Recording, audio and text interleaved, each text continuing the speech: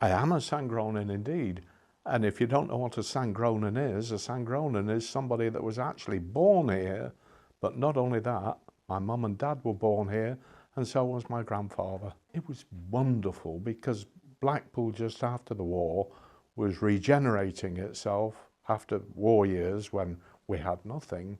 And the whole atmosphere of Blackpool was just electric. So much so that we all knew one thing too in Blackpool, that we had to make a living.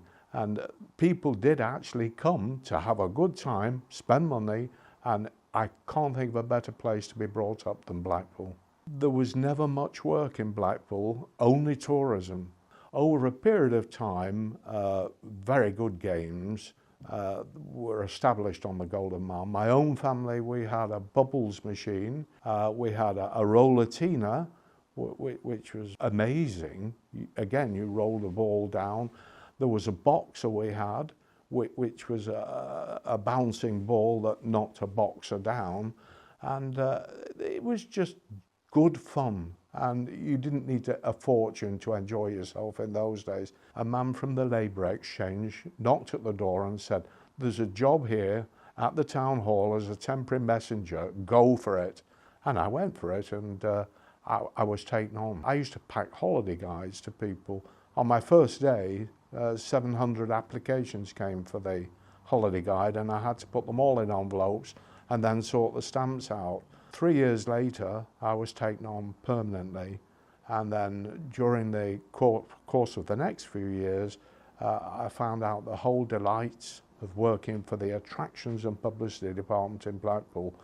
I was able to go down to London because we had a London Information Bureau there, and I used to sell railway tickets to Blackpool. I was able to meet a lot of people. I then followed the director and the deputy director around doing jobs all over the place. Certainly in this hotel, I met all the politicians you could ever hope to meet. Oh, there have been many challenges. Newspaper advertising, we were always good at. We very rarely put big advertisements in. We'd have what we would call a drip campaign.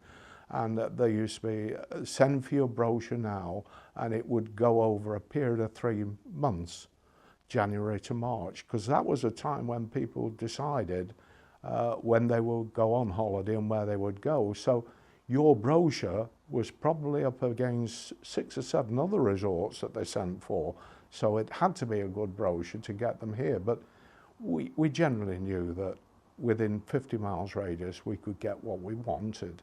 It was said that Spain were attracting all our visitors, and they did take a lot of visitors away.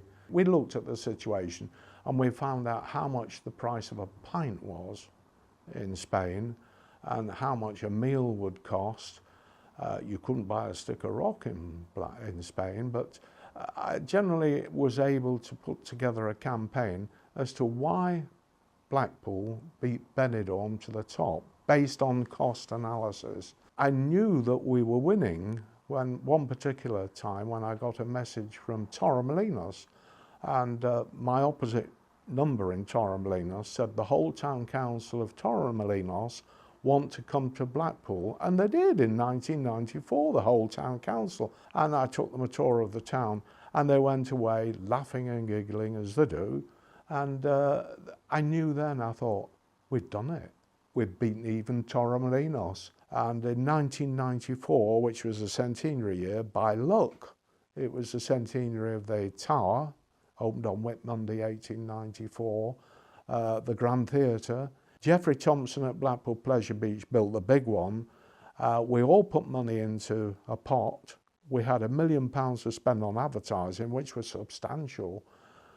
But more than that, the £1 million was well spent, thank God, because we attracted 17 million people, and that was the highest number that Blackpool's ever attracted, in my opinion. I was invited down to London to Egon Ronay's celebration, where they were giving out awards, and Blackpool was deemed to be the most successful resort in the UK.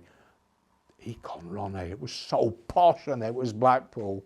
My true real feeling about anything that we've put down on paper about Blackpool, just as a giveaway slogan, and it's still really pertinent today. Blackpool, built for fun.